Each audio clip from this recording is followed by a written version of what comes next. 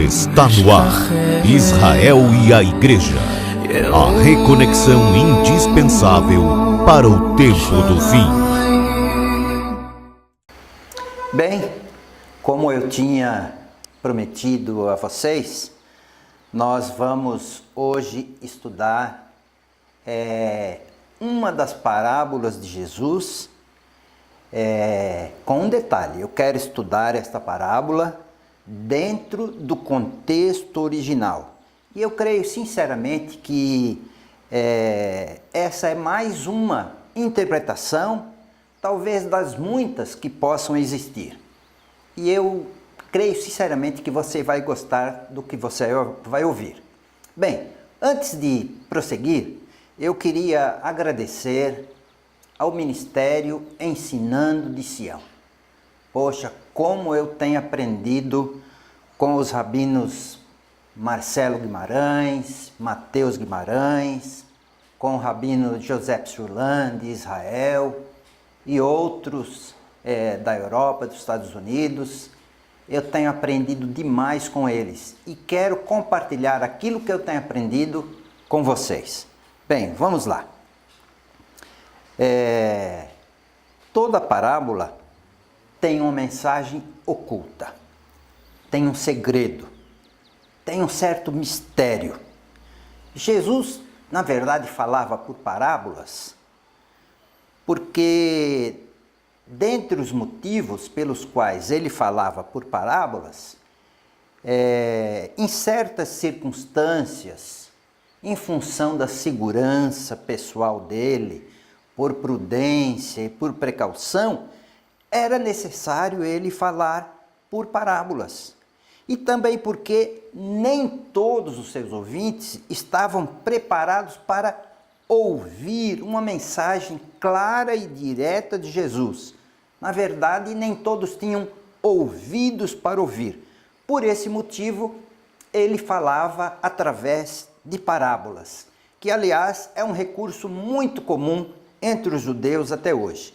Então vejam o livro de Mateus no capítulo 13, versos 10 a 13, o que diz: Então se aproximaram os discípulos e lhe perguntaram: Por que lhe falas por parábolas?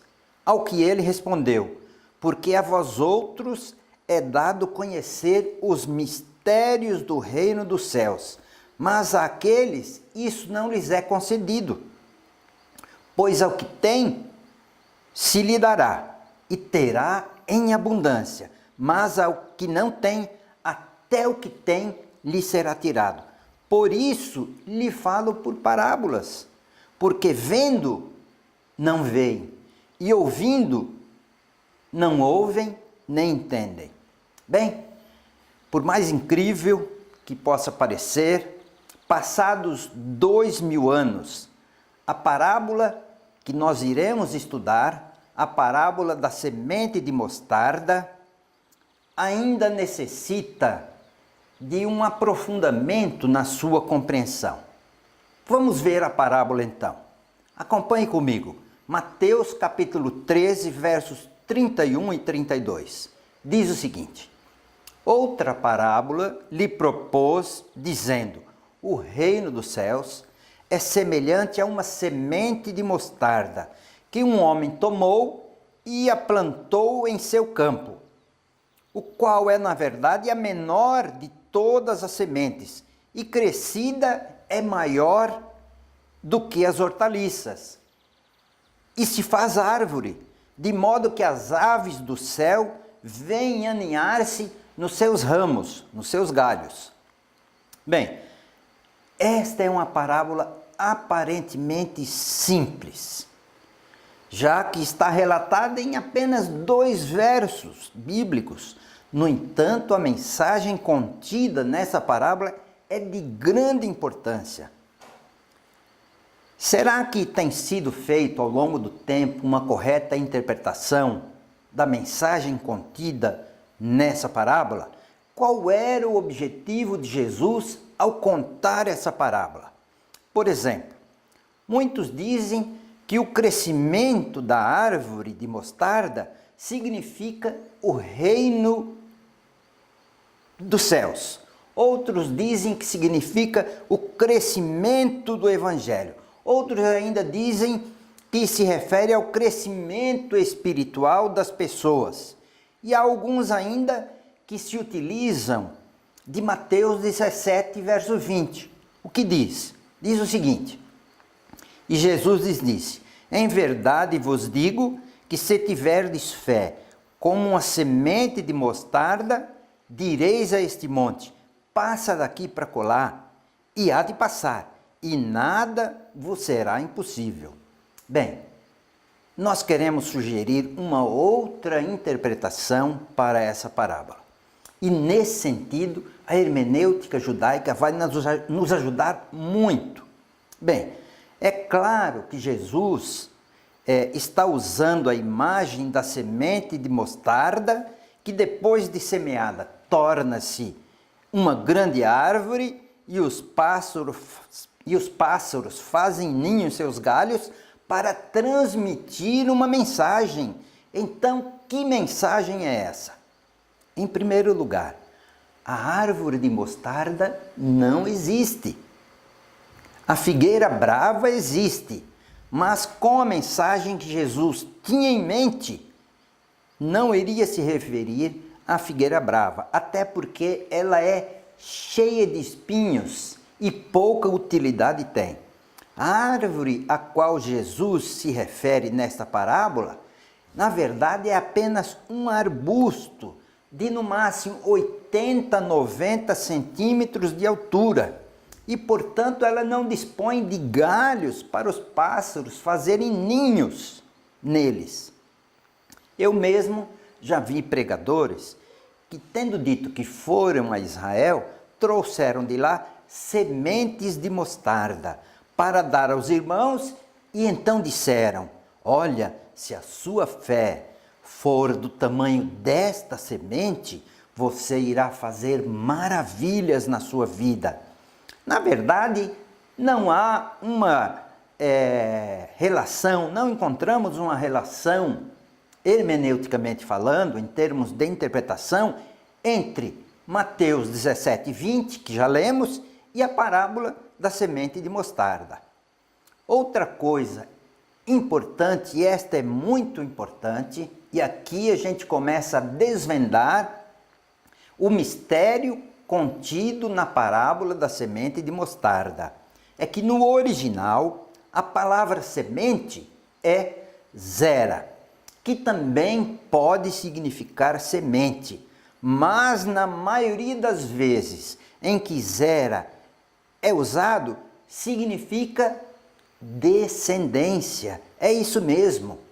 E eu quero que você veja comigo 2 versos bíblicos usando a hermenêutica judaica do Midrash, de como a palavra semente, que é zera no hebraico, significa descendência. Vamos lá. Gênesis capítulo 12, verso 7. Diz o seguinte: apareceu o Senhor a Abraão e lhe disse: darei à tua descendência esta terra. Ali edificou Abraão um altar ao Senhor que lhe aparecera. Outra passagem, Gênesis 13, verso 15. Porque toda esta terra que vês, eu te darei, a ti e a tua descendência para sempre. Em ambos os relatos que acabamos de ler, a palavra usada é zera, e neste caso se refere apenas à descendência, não uma semente de fruta. Portanto, a palavra zera, nesta parábola da semente de mostarda, significa semente, mas com o claro objetivo de Jesus em falar da descendência, como vimos nos textos que acabamos de ler, e há uma infinidade de outros textos que nós não iremos ler em função do tempo. Bem, se Jesus se referia à descendência, de quem ele estava falando? Sendo um rabino por excelência, um judeu, fica claro que Jesus estava falando da descendência do seu próprio povo, da descendência de Abraão, Isaque e Jacó. Ou seja, aquela árvore de mostarda significava o que mesmo? Significava Israel.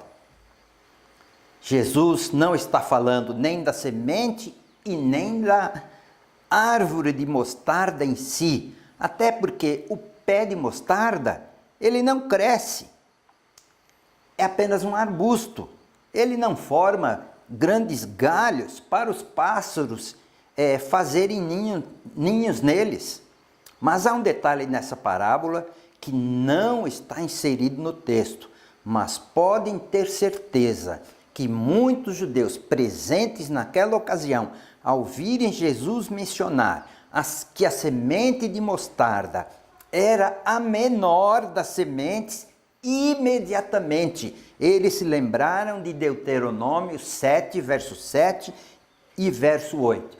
E o que é que diz Deuteronômio, verso 7 e 8 do capítulo 7? Diz o seguinte: não vos teve o Senhor afeição, nem vos escolheu, porque fosseis mais numerosos do que qualquer povo, pois éreis o menor de todos os povos. E o começo do verso 8 diz assim: porque o Senhor vos amava. Imediatamente seus ouvintes entenderam que Jesus estava se referindo a Israel, o menor dos povos, assim como a semente de mostarda, uma das menores que existem, bem como o pé de mostarda, que na verdade é apenas um arbusto. Portanto, eu pergunto para vocês, qual a mensagem que Jesus estava querendo transmitir? Hoje, 2000 anos depois, podemos ver, na realidade, uma profecia contida nesta parábola em pleno cumprimento. O arbusto de mostarda está em franco crescimento e em breve, muito em breve, entenderemos. Os pássaros começarão a fazer ninho nos galhos deste pé de mostarda, que aos olhos de Jesus não era apenas um arbusto, mas se tornou numa grande árvore. Nós vamos completar o estudo da parábola da semente de mostarda em nosso próximo vídeo. E nós pretendemos dar a vocês informações impressionantes de como o arbusto de mostarda está crescendo. E os pássaros irão fazer ninho nos seus galhos. O que será tudo isso? Quem serão esses pássaros? O que Jesus está querendo dizer com isso? Convido você a não perder o próximo vídeo. E quero aproveitar e fazer mais um pedido a você. Compartilhe essa mensagem para que mais pessoas possam ter acesso a essas informações. Um forte abraço para você.